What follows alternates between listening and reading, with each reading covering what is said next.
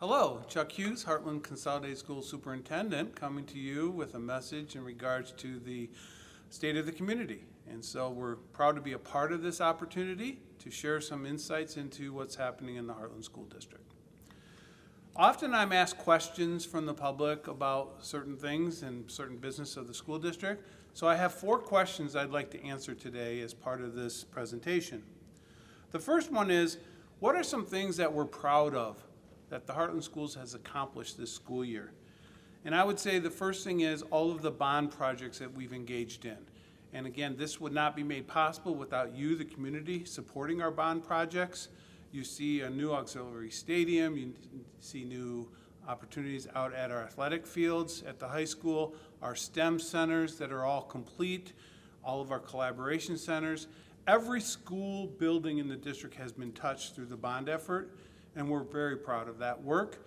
And again, thank you for allowing us to do that work. We also are proud of the fact that we continue to work to align our curriculum. If you saw my recent Community Life article about how well our students performed this past school year, you'll see that a lot of that has to do with how we align our curriculum, ensuring that all teachers are teaching the same standards and benchmarks so that students learn those. They scaffold the process through the grade levels. So by the time they get to high school, they have a very good foundation and therefore are being successful on the ultimate test that we really put a lot of value in, and that is the SAT. So again, you can check out Community Life, and that information is in there. And then lastly, I would say the thing that we're most proud of in the recent times is the staff cohesiveness within our school district. When we look at all of our staff members and all of our employee units, I would say that we have the best relationship we've ever had because we've worked together through some tough times. So I'd say those are 3 things that I'm really proud of as a superintendent and that our community should be proud of. Question number 2, why is Partners in Progress and Heartland Living website important to our community? And first of all, I would say that working together to showcase what you get if you live or you choose to visit Heartland is really important to our community and how we go about business within our community. And that's the culture. The culture of our community is really a foundation to what brings people together.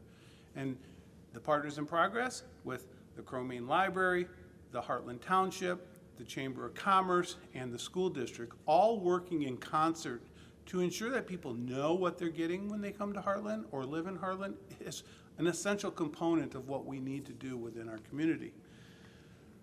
The cultural education piece, recently you might have heard about the Heartland Art Walk. The Heartland Art Walk was absolutely phenomenal this year with many participants.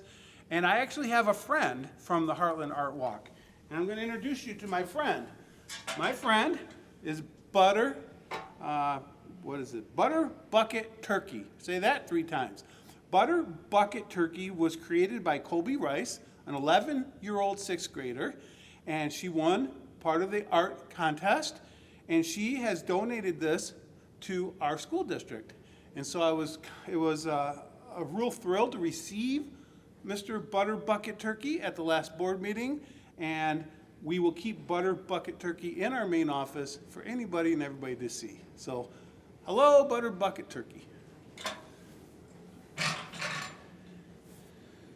And then, of course, the police road coverage and the Livingston County Sheriff's Office providing us resource officers and now school safety officers in our buildings. That's been a really positive thing that came out of Partners in Progress. And then lastly, how we connect with the community. Part of making that happen is the connections that we have through the Chamber of Commerce. So again, part of our Partners in Progress is a Chamber of Commerce. And so we have great connections with our business community. Because of that, we have the Cultural Center of the Crow Main Library and what we do with that and how we interact. And then, of course, we have the township working in concert to create projects like walkability in the community and the completion of the Settler Park Heartland High School campus. So get out there and see what we have to offer as part of the community. The next question I'm often asked is, what challenges does the district expect to experience over the next few years? I would say probably the biggest challenge is student enrollment decline.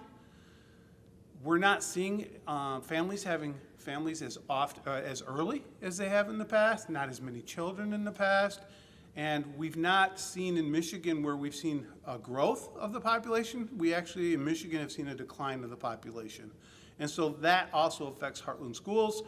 And because we count on the foundation allowance for each child, that is a challenge that we're going to have to deal with going into the future.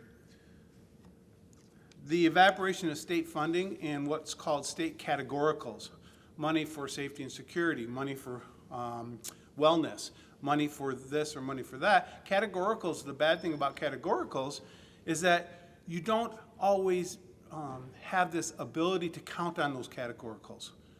One year they're here, next year they're gone.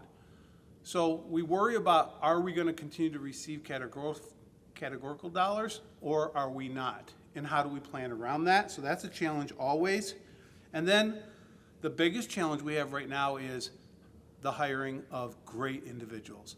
We have to look for good individuals, we have to attract and retain, and the fact is we're having a hard time finding people to fill positions throughout the school district. Maintenance, transportation, bus drivers, custodial, teachers. That's a challenge that we have to continue to be on top of as we market our district and we try to create opportunities to attract people to our district, but then once we have them, to retain them long term. So that continues to be a challenge.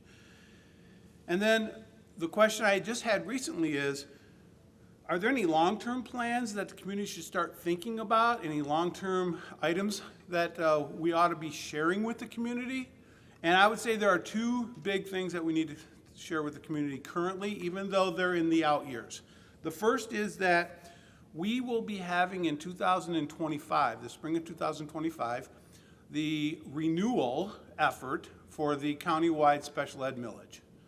Now this is important to Heartland because that's about $1.6 million in our school budget to support students who happen to have a disability. On top of general fund money that also supports that effort, this is really key to us. That's going to come to the public in the spring of 25. And I do have to note this. We received these dollars because when this passed 8 years ago in the county, it passed in the county, but it did not pass in Heartland. We benefited from the rest of the county passing this millage. So my hopes is that we can get the community the information they need to make a good decision on whether or not they should support the renewal of the special ed millage. And we hope that to do that soon. And the other thing that we have to be thinking about is our sinking fund bond dollars. Sinking fund is different than the bond dollars as you think of the bond projects we've completed this year. We have a sinking fund millage that expires in 2026. It's a $500,000. And the beauty of the sinking fund millage is that we use that money as cash. We do not have to bond and pay for debt. We don't have to bond and pay interest rates.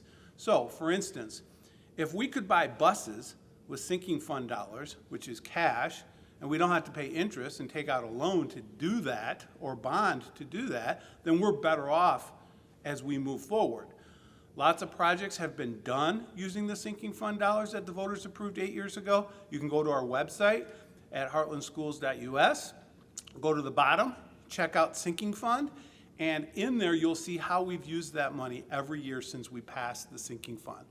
So the board will have to take on both of those millages in conversations and then support moving forward in our community. So those are some things that will be coming, but I thought it was important that the community hear about them now. Thank you so much for all you do. Thank you for supporting Heartland Schools, and thank you, Partners in Progress, for working with us to create a community that we can be proud of.